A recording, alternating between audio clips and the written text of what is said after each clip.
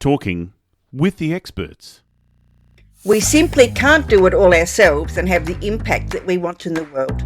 Carmen Williams explains how to take your VA from okay to awesome in episode 315. Yeah, so it's a great question. So a lot of people focus on finding a virtual assistant, the right virtual assistant, and that's really important. But it's like focusing on the wedding and not the marriage. And so once you get the virtual assistant, there's all these things that you can do to enhance the outcome. But before you get your virtual assistant, the one mistake I see people making all the time is that they don't scope the rollout in a really practical way. A lot of people are looking for these fantasy unicorns that can do everything in their business. And look, I can tell you what, we've got some amazing people in our team, but no one's a unicorn, no one's perfect, and they're not going to solve every single thing that you need. Welcome to Talking with the Experts. This is where we discuss great ideas to take your business to the next level. How do we know these ideas work? Well, it's because we're talking with business owners who are using these ideas. Business owners who have years of experience and expertise. All things business by business owners for business owners. And now, here is your host, Rose Davidson. Hello and welcome to Talking with the Experts. I'm your host, Rose Davidson from rosedavidson.com. Talking with the Experts is about all things business by business owners for business owners. You can find it on all good podcasting streaming platforms and on YouTube. And don't forget, whilst you're on YouTube, to click the subscribe button so that you know when all of my videos are uploaded. I look forward to seeing you in there.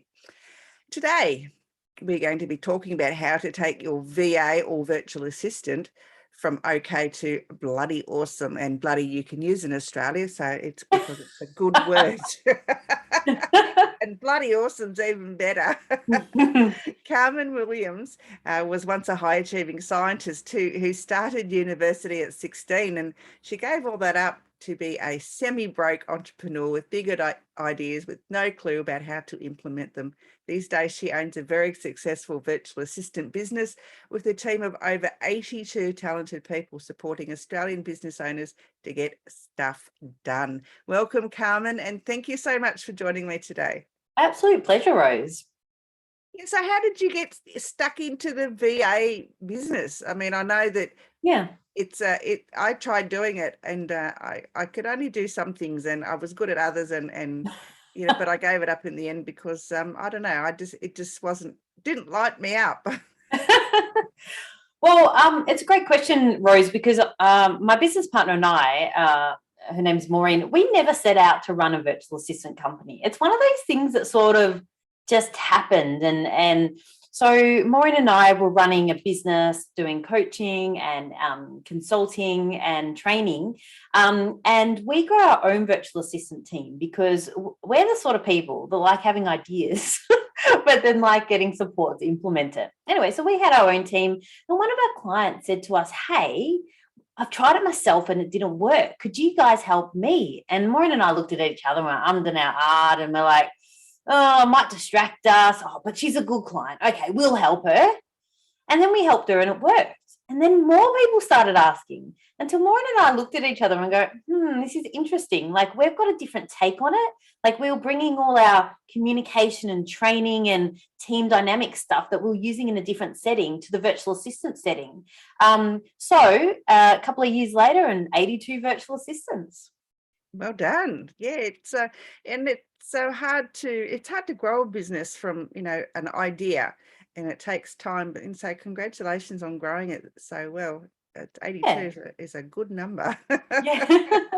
Thanks, Rose, because, you know, as with any, you know, growth journey, there's always challenges, and but it keeps me on my toes. Well, that's the main thing, I think, as entrepreneurs. That's what we like doing. We like to be kept educated, and not only educated, but I guess on our toes. Yeah, we like to be hopping from one thing to another, and ideas are always springing into our heads. So yeah.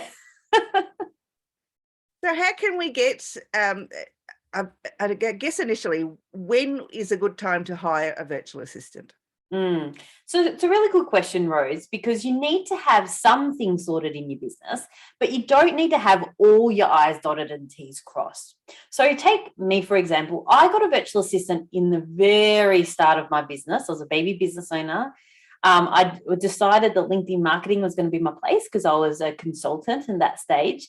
And so I did it myself for like 3 days, or, connecting with people, sending messages, posting my own content. And then I'm like, it's taking me hours. I need to get a virtual assistant to do this so I can be on the phone having conversations and meeting people and, doing that networking. So for me, I got a virtual assistant like within the first month of my business. But saying that, you need to be clear on what your virtual assistant's going to do. If you're just sitting there going, oh, my virtual assistant's magically going to fix my business and get me leads magically, when you've got no system, no process, then that's the sort of person that's not ready. So it's more about the clarity over what they're going to be doing to support you.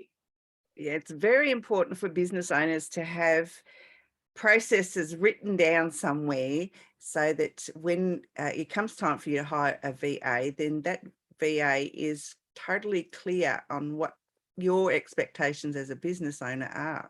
Yeah, I think the ideal is to have processes written down. And we went through a process last year of running 200 processes in our business, and there's more to come, but, we're taking a bit of a break. Like, it was full on. But my confession, Rose, is often I don't have a process written down before I want to delegate it. So what I do in those cases is get my team member on Zoom, or if I'm going manic at 2 a.m., I do my own video, and I explain it and I share my screen. I say, so this is how I want it done. This is what I want to achieve. So I share the detail, but also the high level. And so that's one of the ways I can wangle out of the ideal of having everything beautifully documented and do things, in a really, reactive, but like timely way. So I think sometimes people, it's like this balance of having enough sorted, but not waiting until you got everything sorted, because you're never going to have everything sorted. I speak to all business owners, and if anyone says to me they got all their ducks in a line and it's all beautiful and perfect, like, I just don't believe them. No, neither do I. Because quite often business owners keep a lot of information in their head, and they, like me, for instance, my process for doing the podcast, editing the videos and the audio and everything, I just do it automatically now. And Yes. Sometimes I do forget a step and then I have to go back. But regardless of that, if I were to give that to somebody, it would be difficult for me to explain how I do it. So I need to write it. And I keep saying, Rose, you need to write this down, but I never do. And It's really hard for a VA. They can't read your mind, and sometimes it's helpful to have, charts or, timelines or just something to explain the process. Yeah, I think the ideal is to have it written down, but the reality is most people don't. I get really real with the business owners I speak to. And so in your case, Rose, for one thing that you could do is next time you're doing, doing all those things for a podcast, you actually just jump on Zoom, even if it's yourself, and you record it, and you just talk out loud to go, okay, so I did an interview with Carmen last week, and now the video's here, and then I'm going to open this program, I'm going to cut it, and I'm going to save it here with this name in this folder. And so you just talk out loud. So that can be the foundation for the training for your virtual assistant. And obviously it might take a little bit of back and forth and different scenarios and, whatever. But like, that's an easier way. So it might take you, instead of, taking you X amount of time, might take you a tiny bit longer to talk through it, but, not that much longer. And it's a great foundation for training. It is. And when I do a process, when I used to work in corporate, I used to write processes and procedures for different roles within the organization. And, they were like a monkey could do them. They were that like clear, with pictures. Yeah. With pictures. So, screenshots. Fantastic. That's what I'm frightened of doing, is actually getting so in depth that, That, Yeah. very And cool. Rose, I get it. I've got a background in policies and procedures as well. How random is that? We both do. I implemented a policy and procedure framework for an organisation of 16,000 staff and 40 sites. And I was like so particular about all the processes and everything. But what I find is in reality in my business, I sort of have to lower the bar a little bit and just deal with what's practical so that I can get the quick turnaround times. Absolutely. Yeah.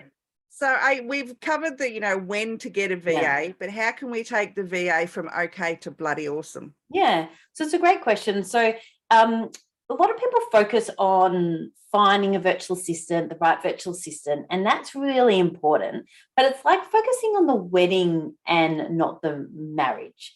And so once you get the virtual assistant, there's all these things that you can do to enhance the outcome. But before you get your virtual assistant, the one mistake I see people making all the time is that they don't scope the rollout in a really practical way. A lot of people are looking for these fantasy unicorns that can do everything in their business. And look, I can tell you what, we've got some amazing people in our team, but no one's a unicorn, no one's perfect, and they're not going to solve every single thing that you need. So what you first need to do is get really pragmatic about what's possible. And if you don't know that, then you talk to a person who's experienced in working out what's possible. So then, you've got your virtual assistant and they're starting. Another mistake I find is as business owners, we fantasize about the 100 things a virtual assistant's going to do when they start on Monday. And we're like, oh, yes. And we like pop it on them. And then the virtual assistant's like, oh, my goodness, I've got no idea. And so what I say to business owners is pick one or two things, one or two high volume, low risk things. So it might not be the whole podcast process, for example, but it might just be a small part of the podcast process and get them like doing that. And then once they're feeling secure with that, then you go, cool, let's layer it and add something else to it. So over time, they'll be doing the 100 things you fantasized about, but slow can actually be fast. Yeah, I agree. It's like when you start a new job and, they give you the manual and you just look at it, you think, oh my God, how am I going to get all this done? It's so overwhelming, rather than giving you, a couple of tasks to bed you into the role. Get your confidence up. Yeah. And get a couple of things down and then get them perfected and then move on to the next thing. Yeah, for sure. And another thing that I recommend to business owners, and this sounds trivial, but so many people don't do it, is to talk to your virtual assistant. So you can interact with your virtual assistant by, Slack or WhatsApp or whatever your platform is. But it's also about a relationship. Like, this person's going to be your team member. So for your first week, you should be talking to them, even if it's not about delegating specifically. You might have that all sorted, but talk to them and get to know them as a person and them you. And then, at least speak to them weekly, ongoing, because what I find is that just builds the rapport. So, for example, I've got a team member. He's fantastic and we love chatting to each other. But there was a couple of weeks there where we just typed to each other on Slack. For some reason, our meetings got cancelled. And you know what? He started annoying me on Slack and I started annoying him on Slack. And so what I find is that when you get together and have that conversation, that's when you can, reconvene and build that rapport. And if you have a virtual assistant that feels connected to you, feels connected to your business, they're going to go further and, put that discretionary effort in that's really valuable to us. Oh, absolutely. Yes. The discretionary effort is, I like that. And it helps, I guess it helps with the rapport within the business as well, because, they're willing to go that extra little mile for you, especially if they like you. But if you're right, if you don't talk to them, they're not going to know who you are and they're going to think, oh, am I doing the right thing? Yeah. And sometimes they might think that we have everything sorted. So as business owners, sometimes the virtual assistants go, oh, well, she's the business owner. She's got it all sorted. She knows what she wants. And you and I know, or at least for me, sometimes I'm just guessing. I don't know. No, I don't know either. So I say to my team, let's just try something. Yeah. And then If it Yeah. doesn't work, then, I've only got myself to blame. But if it works, I think, oh, geez, I'd love to share this. Let's make a process for this. And so I say to my team, because so many business owners, they're looking for virtual assistants with initiative, but it takes a bit of time to develop that. And so I say to my team, I don't know what I'm doing here. I'm just making this up. You are in this process way more than me. And I'd love to hear, an idea that you have to improve the process, or I've got it to a stage now. Often the team just do things and tell me about it afterwards, but it takes time to get to that. And so I find that just sharing a bit about yourself with the virtual assistant, showing them that you're not this know-all business owner, that you're vulnerable and you're just stumbling along too, I find that can be helpful. Yeah, I agree with that. Question about, should you go through an agency to hire a VA, or is it, can you go and find one on your own, and is it just hit and miss that way? Yeah. So obviously there's pros and cons to both. So you can go and get a virtual assistant yourself. It's going to cost you less than if you go through an agency like ours. It'll cost you less in terms of the financial outlay. But what you do need to consider is the clarity around the role. So, are your expectations realistic? Are you communicating your expectations well? How are you going to filter all the applications? So we get like 100 applications for every virtual assistant we hire. So that's a lot of filtering out. And my recruitment team, they interview the candidates at least twice before they'd even meet with a business owner. And they're really good at sniffing out things. Do they really want this role?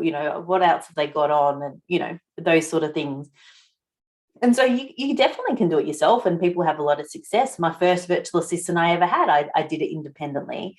But saying that, if there are some people who do want support, maybe it's their first virtual assistant, or established business owners already have virtual assistants, but just go, it's not worth my time and my energy to do all that filtering and guessing and, advertising. Like, I just want support to do it.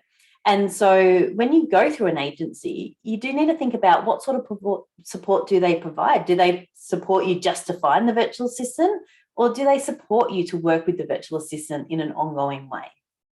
Yeah, that's good advice, totally.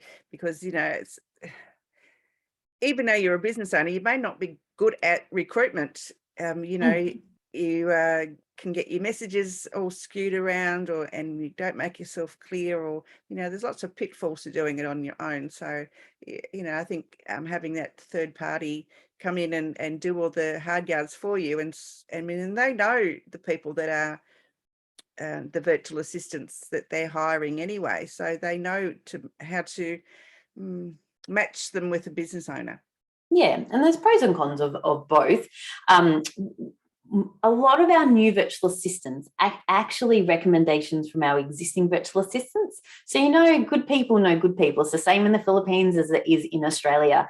And so we actually get the pick of the bunch, even though we're doing all the filtering, and we don't accept even all the recommendations. But we're in a very fortunate position where we get the pick of the bunch. So, there's pros and cons to both approaches. It just really depends on what's most important to you and your business. And like you said, what your skill set is, how you want to spend your time. Yeah, good advice, actually, Carmen. Thank you for sharing that. And so I guess, what advice would you give to a business owner that is looking for their very first virtual assistant, whether they're a startup business or already established? Yeah, I think it's great that people are looking to get support in their business, because it means that if you do it right and the support works, that you can actually grow your business and have a bigger impact. It also means that it can free your mind up, so that as things are ticking over, that you can think strategically and have your next creative idea that's going to, have a big impact in your business and on the world. And so I guess what I just want to acknowledge is that when you're hiring a virtual assistant, especially if you're hiring one for the first time, it can be a bit uncomfortable because you've got uncertainty. How do I delegate this? How do I communicate this? How do I know if the role's the right sort of role? But what I'd suggest is feeling that uncertainty isn't a reason not to do it. It's those people that push through that and willing to feel a bit of uncertainty and do make it work, put the effort into making it work. They're the business owners that, are able to grow their businesses in a faster than if they didn't get support. Yeah, I agree with that. But, it's the ones that don't want to give up their control. Yeah. And that's a really interesting one, the control thing, because there are things that, like, I delegate a lot to my team. I've got a team of 10 just for our business because, like I said, I get lots of ideas. But there are certain things I don't delegate. And so, for example, at the moment, I'm writing all my email marketing. At the moment, I'm still doing all our sales conversations. But everything around that, the sending of the emails, the coordination of the meetings for the sales conversations, the follow-up, the adding them to the nurture sequence, updating the CRM, all those things I'm getting support around with the surrounding things around them, even though I'm actually doing like the core discussion or the core content creation. So you're getting the peripherals done. Yeah, you don't. So I guess it's about working out what you want to give up, and what you still want control over. Yeah, I found when I was doing it, a lot, and especially females, because I was servicing female entrepreneurs, they are the hardest ones to convince to give up something because they tended to think that if I give it up, then I've lost control of it. But and it's not that way at all. You still have control. You just give up the task. Yeah. So one thing I'm really passionate about is the business owner maintains ownership over the strategy. So if you decide to start a podcast like Rose or do LinkedIn marketing or whatever you're doing, you need, as a business owner, you need to own the strategy. So I'm big on that. Anything that we're doing, I'm owning the strategy, but I'm getting the team to support with the implementation. So that's like one of my key things. You can't just say to a virtual assistant, make my podcast, just go market my podcast, or hey, just go advertise me on LinkedIn. Like, you need to own the strategy. Like, your business, what you want, your clients. So yeah, that's one of my bugbears when I hear people wanting just to flick things off. It doesn't work like that. Yeah, you can't flick things off. I mean, you're still responsible in the long run for, whatever it is your virtual assistant is putting out into the ethos, aren't you? Yes, yeah, for sure. And you know what? Another way to keep control is to have controls in place. So here's my risk management background coming out. But for example, our social media, my team know what I like and they just stick things out. I don't look at it before it goes out. But if you're starting to work with a virtual assistant and you're still working out, well, what does go out and being able to communicate that to them, what a lot of our clients have is a virtual assistant might prepare content like a week in advance, and then they might just have a quick 10-minute meeting to go, yes, yes, yes, with a change, no, and this is why. And so you can still have control over what goes out, but it takes you 10 minutes instead of you doing it yourself, which would take hours. Absolutely, yes. That's another role I need to get someone to do. There's so much as business owners, we've got so much to do. And I think women, like you mentioned women before, sometimes we're our own worst enemy about getting support. Like, I don't know, especially Australian women, there's this identity of, yes, I can do it all myself. And when I stopped that and I'm like, no, I need support so that I can have a bigger impact, it just changed things. Like, I just had my cleaner come around. I could have cleaned as well, but why should I clean when I can go get excited about the podcast with Rose and, think about what we're going to say? Like, there's things that you can do in your business that are going to have a higher impact if you get support in other areas. Absolutely. Yes, I totally agree with that. And most often you really just need to let go. It's not going to be the end of the world if you don't let go of something that you very good at, or doesn't light you up, doesn't make you happy, like bookwork. Yeah, for sure. Absolutely.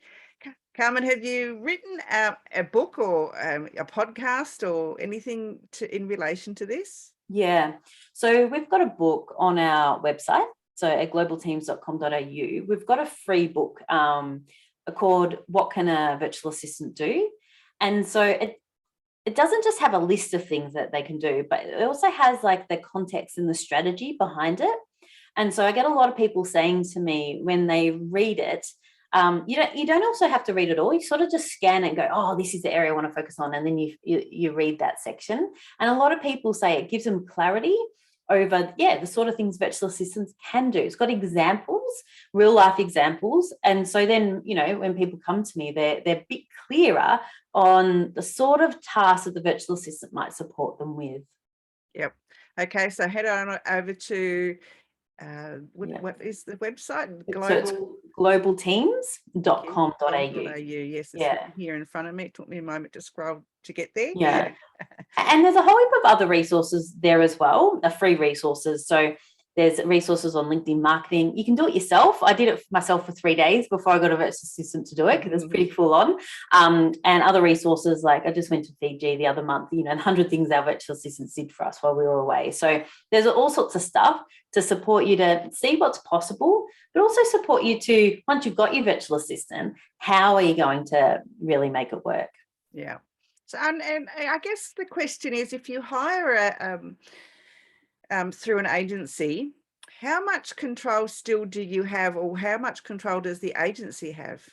Yeah, so I think it's a great question, and each company is going to be a little bit different.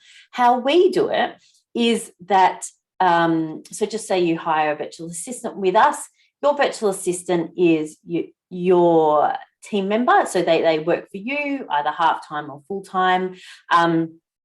So they're part of your team. And, if you have team meetings, I'd go to your team meetings and all that stuff, and you delegate all the work to them. And they're also part of our community. So if they go, Rose isn't making sense, I just no idea what she wants me to do, then we support them to be able to have that conversation with you. So like, Rose wants me to do X, but I've never done that before. There'll be someone on my team who's done something like that. If Rosie's busy interviewing lots of people and they just, want to have a bit of a laugh on a Friday afternoon, we've got that team there to do that as well. So and that's helpful for people when they're getting their first virtual assistant, because, you to be able to support them to feel like part of a team. So there's that double layer of support.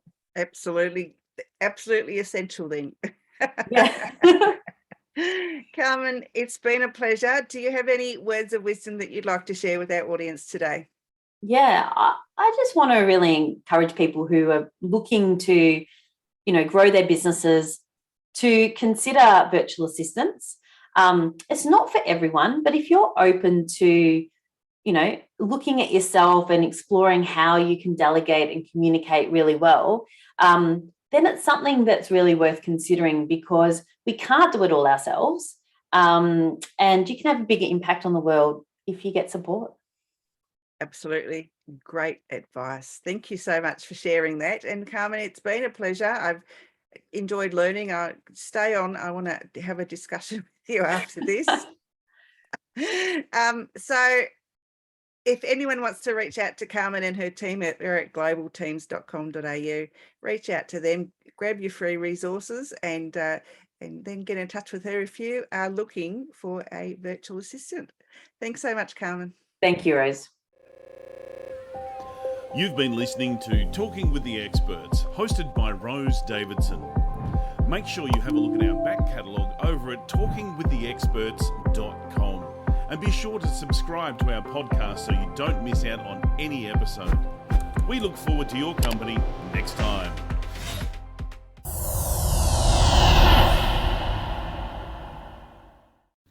Talking with the Experts.